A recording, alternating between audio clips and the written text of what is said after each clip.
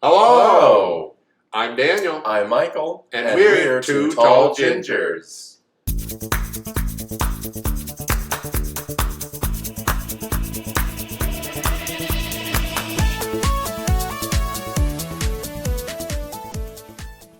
Hi there! Welcome back. Or welcome back to us, because we've been away again for a couple of weeks. I know, it's crazy. It is what it is. It's Listen, life. just to keep it all above board and for real, we went to go see Michael's wonderful mother for Mother's Day. And we did. Out in Illinois. Or Illinois, if you prefer. And then we went out to spend some time with my family out in Western Mass because congrats to my cousin and his wife who both got their MBAs. Yay! So we were hanging out with them and their two kids and my other cousin and her kid, my aunt and uncle, and my dad was there, and it was great time. So we did family time. It was nice. A week of his family time, a week of me family time. Yeah. And here we are, kids. And here back we are, again. back in our full gay glory. Back in our full gay glory. That's a truck in England. We're inside of a gay truck. Glory. G-L-O-R-Y. Glory. Here we are recording on the hottest day of the year so far. That's why we're in tank tops. It is 90 degrees in Boston. And it is pouring right now out that window. It has just started raining. We just pressed record and nothing was happening. Now it is pouring like crazy, but I can see blue sky out there. It's bizarre. It is quite the time. So if you hear rain, or if you hear our air conditioning, don't worry about it. Not to flex on our central AC, but yeah, we have it. Anyway, Hunty, what's today's topic about? Anyway, today's topic is about life with HIV in the gay community and in the world in general. Yes. Both in 2022 and over the course of some time. Yay. So as usual, we've done no particular research for this. But if you've been following our channel, then you might have realized that last video had a lot to do with Michael and Poland syndrome. So this video has a lot to do with me and HIV. Because if you haven't picked up on a hint here or there earlier in our content, I'm a HIV positive gay man. I have been for 18, almost 19 years. Yeah. Yep, 2003. March 23rd. Not that I remember the exact date, right? But I do. God, I'm so distracted by this pouring rain in the sunshine. I'm sorry. We'll deal with it. So we're talking about what it's like to be HIV positive, what it's like to, I think I just said HR, I meant HIV positive, what it's like to date someone who's HIV positive, maybe someone has ideas, to meet someone who's pos, how did it all come about, and all of this business. So, I'm going to go first. Do it, baby. But first, we're going to have a sip of our beverages. Cheers to the queers. Yours is in frame, which is funny. I don't know, does YouTube hate that? I don't mind. I don't mind either. I don't give a shit. Cheers to the queers over here. Cheers to the queers. In this gay household, we have had a relaxed Sunday afternoon. MF and Sunday. Yes, it's been great. Miss Singh took a long nap. I did, and it was great. I snuggled with and watched How Ridiculous YouTube videos. If you don't know How Ridiculous, you got to go check them out. The 3 Australian guys that break shit. They're funny. Yes, they're hot too. Anyway, they are. Anyway, except Heron with the mustache is like, Then again, here I am with like unshaven bits. So, you know. Scraggly boy. I know, scraggly. He doesn't like it. And guess what? I don't care. I don't care enough about you to have shaved out there in the world. Just so you know what he thinks of you. No.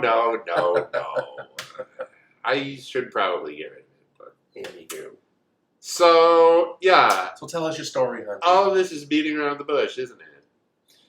So, I debated how much of my HIV story I was going to tell, but so I was dating someone, and sure being nameless. Yes, for various reasons. And this was a long time ago, as we've discussed. And so we dated from like, I don't know. I guess, was I dating him on 9/11? I think we had met each other already on 9/11, just to give you some sense of the fact that I'm old. And the fact that I was out and gay in like September of 2001. So I think we had met, but like weren't dating. But we kind of dated from sometime around then through sometime in 2003. So he lived with me for a while. We, hung around and did a lot of stuff. And he took sick at some point in 2003. He sort of was coughing a lot. I was like, I don't know, it's the wintertime. Like, people get a cold. Yeah. And so he worked at a job. I worked at a job. He had to drive to work. I don't remember at the time. I guess I was maybe driving or maybe I was taking the train. I don't remember. Anyway, I'm at work one day. He calls me. He's like, this is getting really bad. I'm going to go to the hospital. I was like, oh. Well, that sounds like it sucks. Mm. And so he actually, funny story, he came to a hospital which is quite near where we currently live now. No. Which I'm not sure why he did that, because it was not near where we lived at the time. But anyway, long story short, I went to go visit him at some point, and I'm hanging out in his room, and we're chatting, and he's like, he's sick, but they're like giving him fluids or whatever. Yeah. And again, I'm like, let's see, 2003, I'm 25, 26. To do my math, I'm 26. Later that year, I turned 27. Oh my God, now you know how old I am. So, we already said. So, right, so I'm 26, he was 40. 41, something like this. Mhm. So he was a bit older than me. I mean, maybe you think that's too much too older, but like, whatever. Until this one, I've usually dated older people. Not necessarily by choice. I didn't realize how much older they were than me. But anyway, he was older than me. And so I say that because it is relevant eventually. So we're just in his room, and this sort of like clearly older doctor comes in, like not in a white coat, just like a older like doctor guy. Which I thought was a little odd, because unfortunately I've had more experiences with hospitals since then. But usually you get like the intern and the nurse and the CNA and like. So anyway, like, older doctor comes in. I'm like, that's interesting. So he's talking with, almost said his name, with him. The guy I was dating at the time. And he goes, this and that and the other. And how long have you had this virus? Mm-hmm. And I was like, oh, well, that's interesting. And so, after a fashion, the doctor left, and I said to, he shall remain nameless, I said, are you HIV positive? He goes, yeah. Oh, wow. And I said, how long have you known about that? And he said, a while. How long's a while? And I said, since before you met me. And he said, yeah. Oh, my God. How long have you been dating still at this point? A couple years. Wow. So, that led to an interesting period. And so I went and got tested and found out that I was HIV positive. So there you are. That's how that happened. If you want to know the story, that's how that happened. I was dating someone who was positive for a long time and didn't tell me. And, of course, to backtrack a little, HIV, right? Like, I don't know, I assume that everybody has this base of knowledge, but you might not. HIV is a human immunodeficiency virus. That is a virus that is spread through liquid-to-liquid contact, basically. Yeah. But the most common ways it's spread are through sexual transmission or through sharing needles, so blood-to-blood kind of a business. So it's a tough disease for anybody who has sex a lot, and it's a tough disease for IV drug users. Yeah. And if you remember, way back at the beginning, it was a tough disease for hemophiliacs or anybody who needed a blood transfusion, because it didn't realize a lot of this way back in the beginning. And so various aspects of at least in the U.S., I don't know about in Europe or anywhere else in the world, but in the U.S., blood supply got tainted, and so hemophiliacs that needed transfusions got in big trouble because they would get transfused with HIV positive blood. Anyway, so HIV is a virus, and what it does is it attacks your immune system if it is not treated. And so then eventually what happens is your immune system, which is generally robust to all kinds of diseases, becomes unrobust, and especially unrobust to certain specific diseases, some of which are very strange and unusual. And that's what threw everybody for a loop in the medical community when HIV first came on the scene in the US in the early 80s, or internationally, I guess, in the early 80s. Because people were getting weird diseases like Kaposi's sarcoma, or Kaposi's sarcoma, some people call it, which is like weird spots on your skin, Right. kind of cancer, or they're getting this weird thing called cytomegalovirus. Or you can get a weird thing called pneumocystis carosi pneumonia, which is called PCP. And that's what my guy that I was dating at the time got. He got this particular type of pneumonia that you basically only get if you have been HIV positive and haven't been taking anything to treat your HIV positivity. Yeah. You could get all sorts of unusual diseases, and that's one of them. And so that's when it becomes AIDS. And so what you actually die of is whatever you get that your immune system can't fight. Yeah. Right?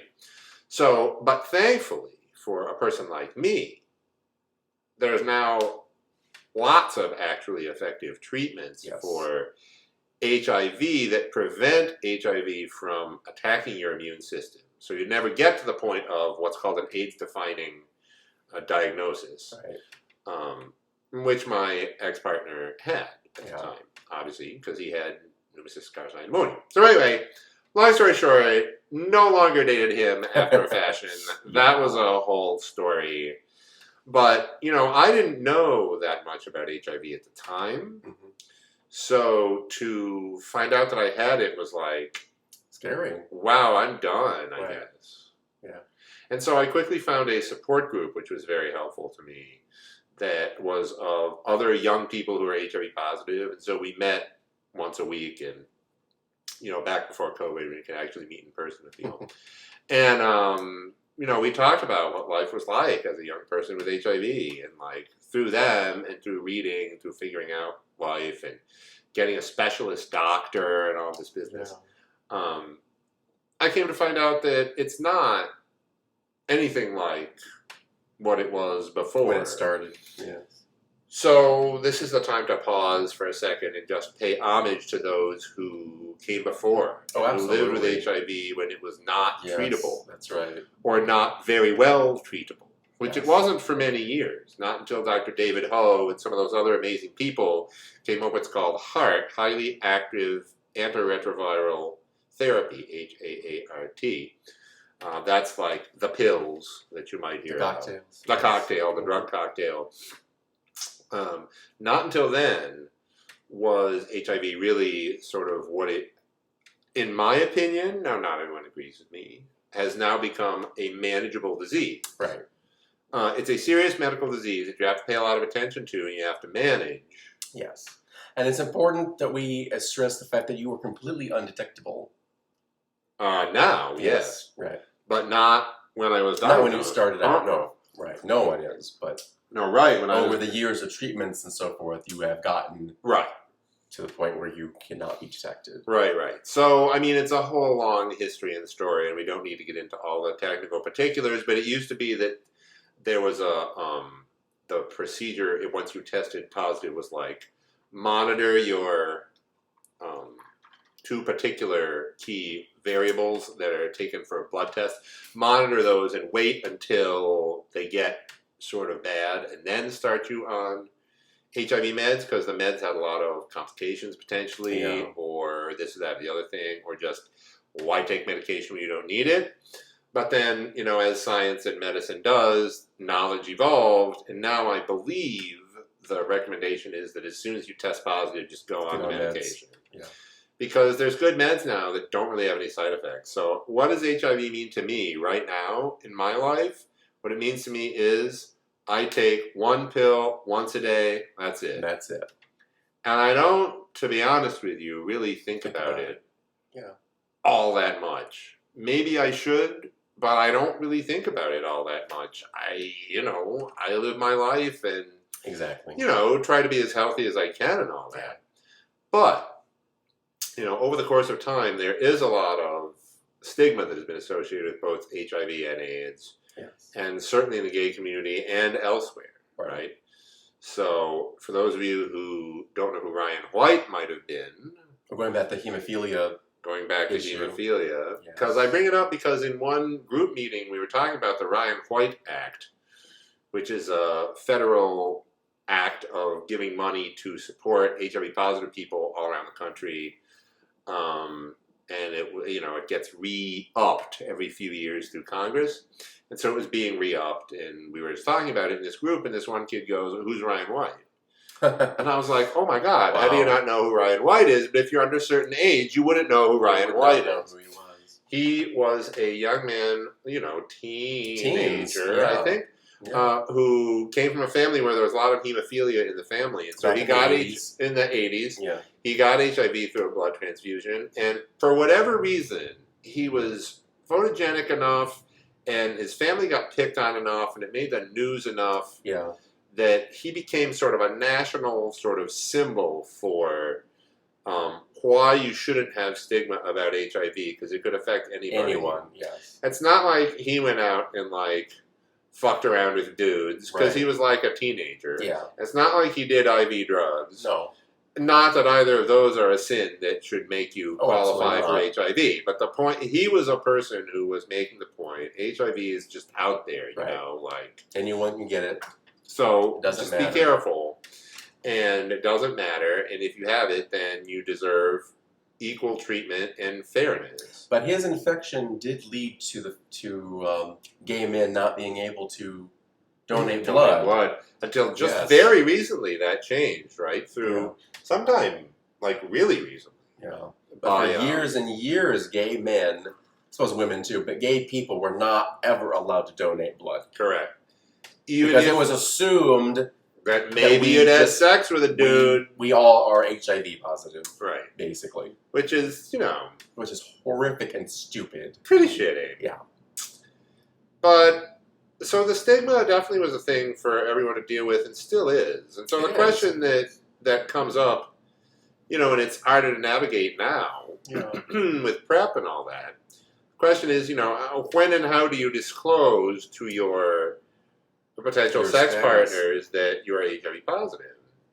And so, people like me have had to navigate that over the course of time since forever. Yeah. It might be that once you become undetectable, I'm not saying I do this or don't do this, but I'm saying a line of thought might be, that once you're undetectable, in other words, you don't have detectable virus in your blood, that you're as good as not transmissible. So if you ever hear anyone say U equals U, that means undetectable equals untransmissible, which maybe not everyone agrees with. But the notion is that if you are being treated for your HIV, which most people should be, then you're taking your med once a day and you're what's called adherent, which means you take your med all the time, then you should be undetectable and you shouldn't have to worry about it. Right.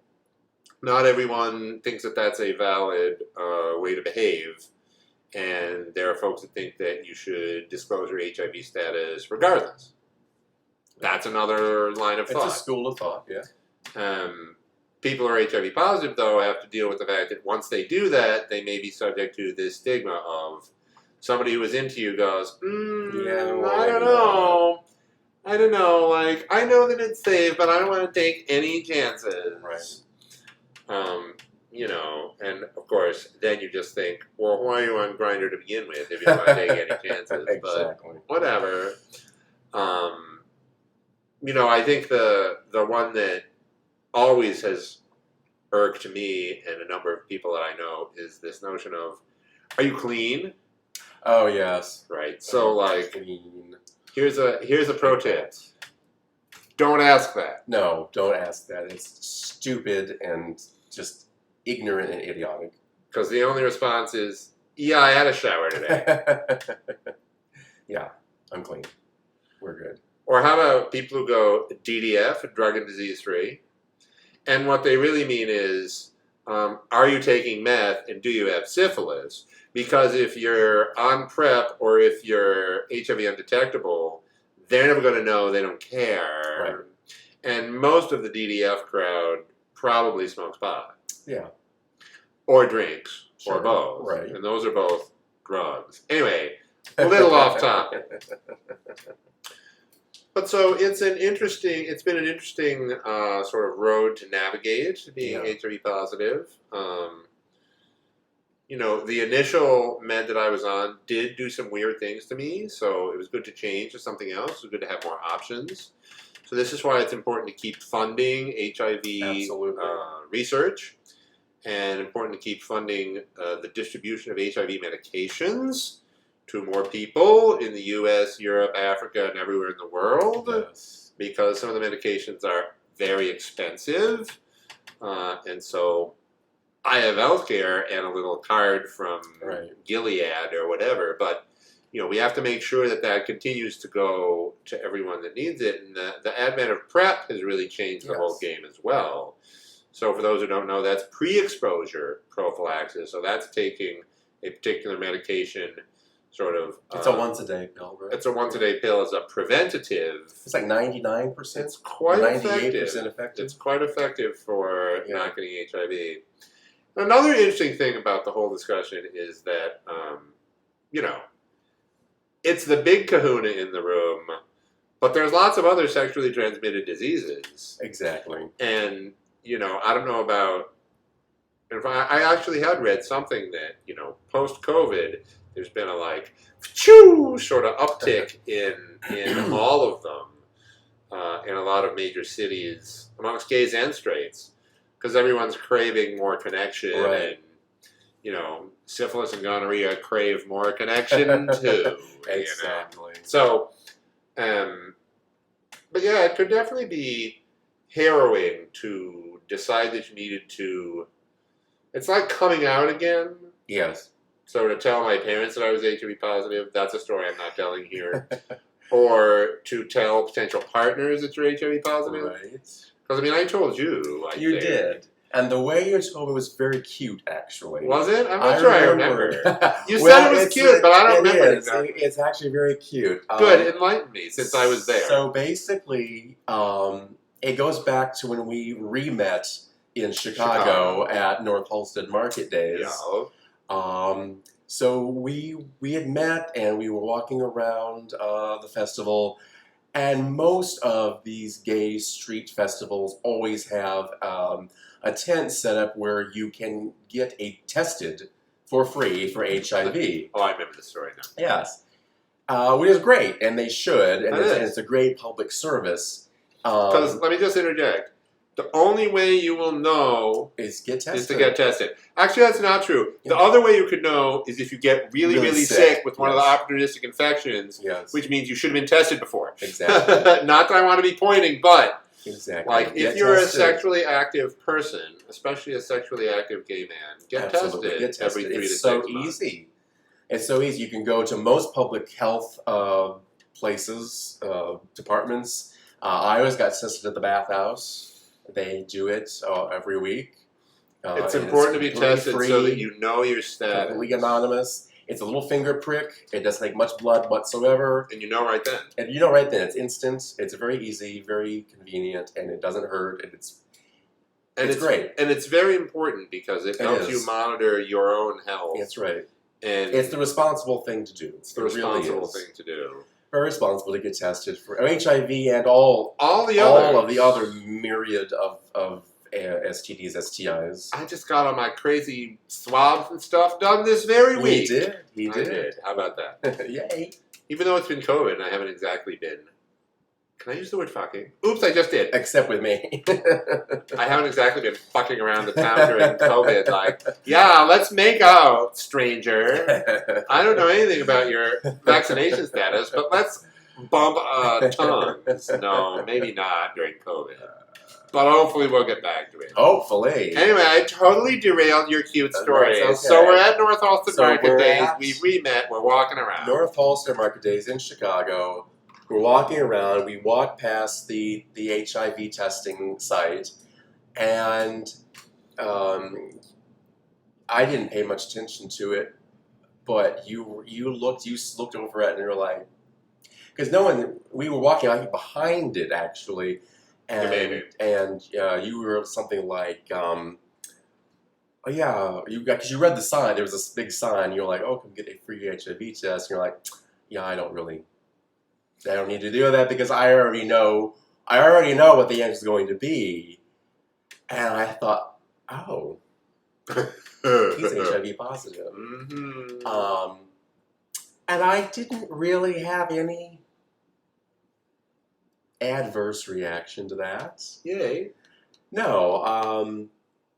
I mean, look, I've had lots of anonymous sex. I am sure that some of the people that I have hooked up with have been HIV positive.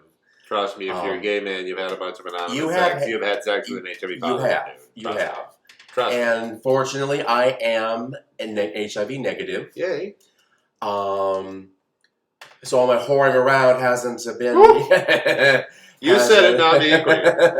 Hasn't had an ill adverse effect, but no, I've never really been in a relationship with anyone that had HIV. But I didn't give it. Now I am, and I'm loving every minute of it. Thank you. But you say you didn't give it. I didn't really give it any thought. I thought, oh, okay, he's telling me in a very roundabout way, without actually telling me, that he is HIV positive. And I thought, oh, that's very cute. I mean, the way you did it was just like very casual, very like, oh, there's an HIV testing center. Yeah, I don't really need to do that because I already know what the answer is going to be and whatever, good for you. I thought, oh, okay. Oh, he's HIV positive. Surprise. Now you know something else about me you didn't know before. Which, you know what, was very nice because you didn't have to be, it didn't have to be one of these, we need to sit down and have a serious discussion. I have something to tell you. We have to have a talk. We need to chat. And, well, yeah, right. It wasn't anything like that. And I think that that's so typically the narrative about having the talk. About HIV. It's just, we have to sit down and have a serious discussion. It doesn't have to be. It does not have to be like that. And it wasn't like that with us. And it was actually very nice and very pleasant and very sweet. Yeah. And it can be that way. I think it's important to stress that HIV in 2022 is not this dark cloud of doom. And it is not a death sentence. It used to be, for sure, in the 80s. I remember very clearly when it started. The horror and the terror and yes, but that was then and this is now. And things have changed and life has moved on and we have progressed. Yep. And it's not the gloom and doom that it used to be. And, if you need to have that talk with someone, hey, make it... I won't say make it fun, but you don't make it gloom and you don't have to make it gloom and doom. It can be flirty. It can be fun. I guess it can be fun. That's not quite the right word to use, but it doesn't have to be this serious sit down and heart to heart and let's come to Jesus talk. It can just be casual. It can be very just nonchalant, and that's how you did it, and I thought that was really the perfect way to do it. And I haven't given it even the slightest thought since then. I am not personally on PrEP. I could be, I guess, but I'm not worried. Honestly, I'm not concerned. I'm not concerned with you in the slightest. If we start, I get tested every 6 months and I'm undetectable. So. Exactly, and you stay undetectable, and that's what's important. There you go. And thank God we are at this point. Thank God we are. If we start having raucous sex parties here at the house, maybe I'll consider getting on PrEP. But I'm not currently, and I have stayed HIV negative. So a lot to do with this is like to do with any sexual encounter. Just sort of think about it and be careful. Yeah. Like if you're going out to the public cruising area and like letting everybody slam you in the butt, like you never know. Yeah. Like just be thoughtful about it. Go for that if that's what you want to do. Absolutely, no shame at all. Just be aware that might mean you want to get tested now and again. Exactly. And get on PrEP. and get on PrEP, right? So PrEP is easy. PrEP is covered by insurances generally. And it's once a day. Once a day, super easy, no side effects really. So, we're very lucky and very blessed to be at this point in the epidemic. Absolutely. At least in this country. So we have to remember that in a lot of parts of the world, there's a lot of barriers to getting the meds that people need. Yes. And so we all need to be continuously thinking about that, Absolutely. trying to work on that, and work through various organizations to donate and so on to get that to continue to change in all the areas of the world where HIV is still a major killer. It is. Very much so. But, we come at it from our perspective here in the United States, and so, it's That's very... the only perspective we have. So. It is. It's very sobering to be in the position of having this serious but manageable medical disorder which has killed so many people. Yeah. And to know people of a certain age in the gay community who have lost many, if not most, of their friends of their same age to HIV. Absolutely. And who lived through that pandemic. So I have all of the respect and love for long-term survivors. That's a term that gets thrown around, and now anybody who's over 10 years is a long-term survivor, but I don't feel like that applies. Like, long-term survivors are people who had HIV in the 80s. In the beginning, and who were sure they were going to die, like they watched 90% of their friends do. Right. Like, literally, honestly, that high a percentage of their friends. Definitely. And for whatever reason, they did it. Because who knows why. But so those folks are around, and it's worth taking the time to get to know those folks and talk with them and discuss that time in the history of the United States and the history of the gay rights movement and the history of all these different things. Because even though Nancy Reagan was like a friend of